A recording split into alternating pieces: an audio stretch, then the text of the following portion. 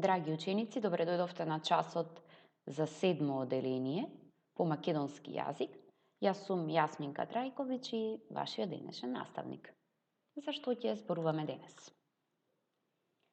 Денешната наставна единица гласи споредба меѓу авторската и народната поезија. Сигурно веќе знаете и ќе се согласите со мене дека веќе неколку пати наназад зборуваме за авторската и народната поезија. Денешниот час ќе представува еден вид повторување на она што го зборувавме на претходните часови. Значи ќе ги определиме, уште еднаш ќе се потсетиме на карактеристиките на авторската и народната поезија, но ќе видиме и ќе направиме споредба меѓу народната и авторската поезија. Да почнеме. Часот го почнуваме со читање на две песни.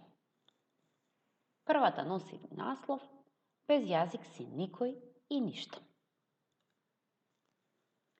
Родниот јазик е бисерен гердан. Од зборови, плодови сочни. Мислите тие ги редат во слики јасни и точни. Се надевам дека ја слушавте внимателно и дека веќе знаете за која песна се работи. И сега да чуеме уште нешто друго.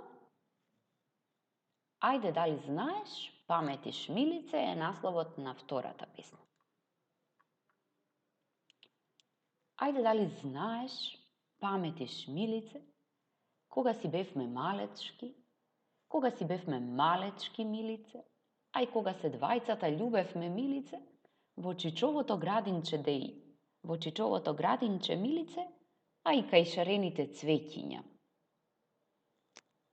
И двете песни представуваат извадоци од подолги песни, меѓутоа она што сега ќе ве прашам е дали знаете и дали ќе препознаете која песна е народна, а која песна е авторска. Да провериме дали сте во право. Без јазик си никој ништо има свој автор. Тоа е Видое Подгорец. Што значи дека песната е авторска, има конкретен автор. Тоа е една од основните карактеристики или разлики од кои што авторската поезија е различна од народната. Тогаш, ајде дали знаеш, паметиш Милице е народна песна. Добро е. Ајде да ги видиме белезите на народната и авторската поезија. Да ги наброиме основните разлики меѓу двете песни. Ако ги слушавме внимателно, ќе заклучиме дека двете песни се разликуваат една од друга по композицијата и поетскиот јазик. За тоа зборувавме кога зборувавме за авторската поезија. Може слободно да се навратите на презентацијата за авторската поезија. Еве уште еднаш да потенцираме на разликите меѓу авторската и народната поезија. Авторската поезија има непроменлива содржина. Таа е напишана писмено од еден конкретен автор, индивидуална творба е, авторот е познат, во случајов ни беше Видое Подгорец, и таа беше напишана на литературен јазик, литературен стандарден јазик. Додека пак кај народната поезија, кои беа основните карактеристики? Рековме дека е достапна во повеќе варијанти, односно има променлива содржина. Пренесувајќи се усно од генерација на генерација, таа трпела известни промени, па секој пејач си додавал своји елементи во песната. Така, токму заради тоа, песната е достапна во повеќе варијанти. Авторот рековме дека е непознат. Таа е колективна творба. И таа е напишана на дијалектен говор.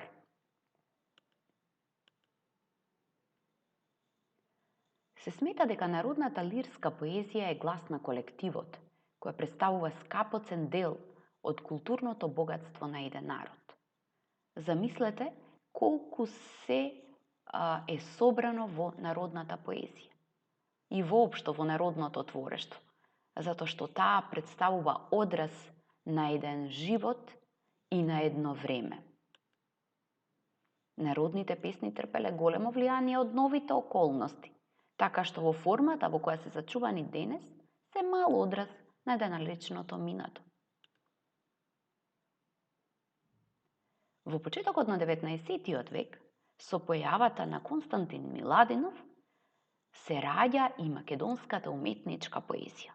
Се смета дека Константин Миладинов е основоположник на македонската уметничка поезија, но тој бил во постојан допир со народната македонска песна. Константин немал друг пример, некој предходник, туку само народните песни. Токму заради тоа, неговите песни, личните песни, многу потсетуваат на народните песни. Зборувавме досега за разликите меѓу авторската и народната поезија.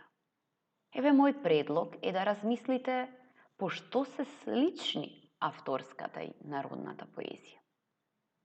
Мала помош од мене, размислете зашто пишуваат поетите, авторите и зашто се пеело во минатото. Може би тука ќе пронајдете некоја сличност. Сличност меѓу старото и новото. Ќе истражуваме повторно дома и ќе напишете песна инспирирана од некоја народна песна. Пронајдете некоја песна која што е народна и создадете ваша, нова, авторска. И со тоа ќе ги посочите сличностите и разликите меѓу вашата и народната песна. Се надевам дека ви беше интересно. Се гледаме во следна прилика. Ви благодарам за вниманието. Поздрав, ученици!